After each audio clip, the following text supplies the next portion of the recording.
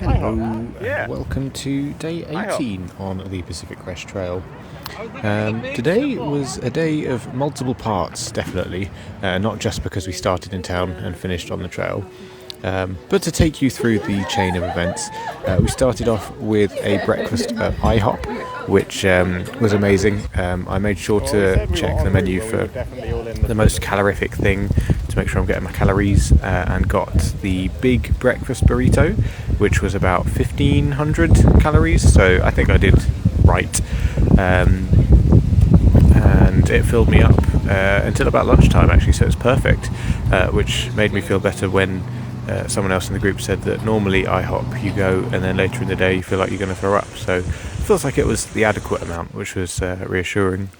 So yeah, after breakfast we went to see Marilyn Monroe. There's a giant statue of her, so when in Palm Springs you kind of got to do these touristy things, which was great fun. And on the way we actually went to this little souvenir touristy type place, and I found myself a little name number plate type thing, which I need to find a way to attach to my bag somehow. I thought I had some string, but I don't have some string, so I'm going to wait until I find a hiker box or something, hope that someone's left some string or like some guy line or something for me to attach it. We'll figure that out. But yeah, after we did that we packed everything up, went to the post office to post our ice axes to Kennedy Meadows South, which is about 500 miles in the future for when we start in the Sierras, so I'm sure that'll fly by, but fun to carry it around for a few days before shipping it away, and then carrying it again in the future. And then after that we got an Uber back to the trail, where the wind from yesterday had not stopped, and it did not stop for the rest of the day. In fact, you can probably hear that it's still quite windy, so I kind of got quite frustrated with it and found myself in the mindset of just like, it's only 10 miles because we had quite a short day to today's campsite. I just want to not stop, just go, get there as quickly as possible. But then I did kind of catch myself halfway through thinking, like, what is the point of that? I'm very fortunate to be here, like, doing this trip. I remember saying earlier that I wanted to make sure I'm taking in as much of it as possible, so to try and rush through it just because I've got a little bit of an inconvenience of windiness, which is trying to blow my hat off or whatever. It's not deadly. I mean, it could blow me off the mountain, but it didn't. So yeah, I kind of sat myself down, had a little reality check, which was nice. So I got to soak in the views for a little bit, and then waited for the rest of the group to catch up with me because I'd kind of overtaken everyone in the frustration.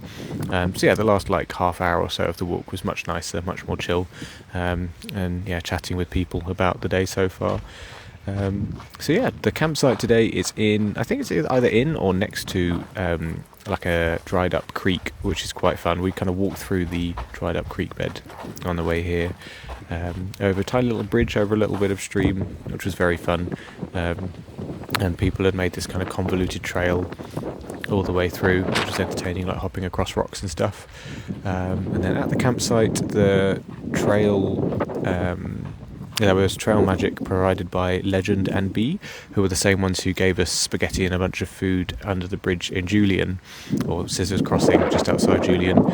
So yeah, we had more spaghetti, which was amazing. It does mean that my bag now still has like 3.5 days of food, so it's still very heavy, which is sad, but free food means that I don't have to buy dinner for another day in the future, so it'll work itself out, and it's just extra strength training, which is wonderful.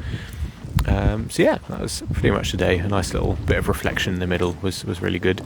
And then tomorrow, I don't think we've actually sorted out the plan for tomorrow, but it will probably be 17 miles in terms of the length. There's a campsite in 17 miles, so that's probably the one we'll aim for.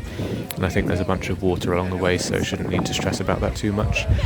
But yeah, I think we're walking along a washed out creek bed, which destroyed, I think there was a hurricane a few years ago that destroyed where the trail was, so there are some comments on the app that we use to navigate that kind of takes us through where the trail is or how to guide us, so it should be fun figuring out where we're actually going tomorrow.